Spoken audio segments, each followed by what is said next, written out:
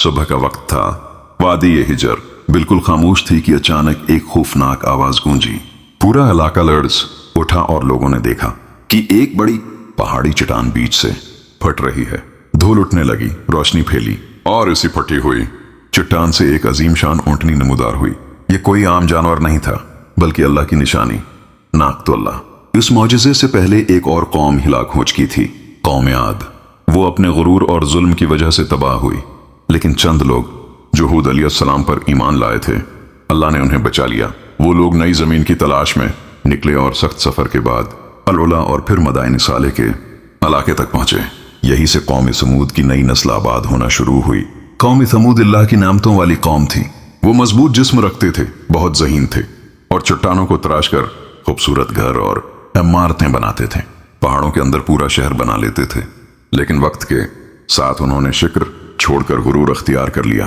انہوں نے اپنے ہاتھ سے تراشے ہوئے بتوں کو خدا بنا لیا اور کمزوروں پر ظلم کرنے لگے۔ ایسے میں اللہ نے صالح علیہ السلام کو نبی بنا کر بھیجا۔ انہوں نے قوم کو سمجھایا، اللہ کی عبادت کرو، وہی تمہارا اصل رب ہے۔ مگر قوم نے ان کی بات ماننے کے بجائے کہا، اگر تم سچے نبی ہو تو ہمیں کوئی نشانی دکھاؤ۔ انہوں نے پہاڑ کی ایک بڑی چٹان کی طرف اشارہ کیا اور کہا، اگر اس کے اندر سے زندہ اونٹنی نکل آئے تو ہم مان جائیں گے۔ صالح علیہ السلام نے دعا کی، چٹان پھٹی اور اللہ کی اونٹنی برآمد ہوئی۔ یہ بڑا واضح معجزہ تھا۔ اللہ نے قوم کے لیے ایک آزمائش بھی رکھی۔ ایک دن کنویں کا سارا پانی اونٹنی پیے گی اور اگلے دن پانی قوم کے لیے ہوگا۔ ساتھ ہی اونٹنی اتنا دودھ دیتی کہ پوری قوم کی ضرورت پوری ہو جاتی، لیکن قوم کے سردار اس انتظام کو برداشت نہ کر سکے۔ وہ سمجھتے تھے کہ اس اونٹنی کی وجہ سے صالح علیہ السلام کی عزت بڑھ رہی ہے۔ آخرکار انہوں نے سازش کی کہ اس نشانی کو ختم کر دو۔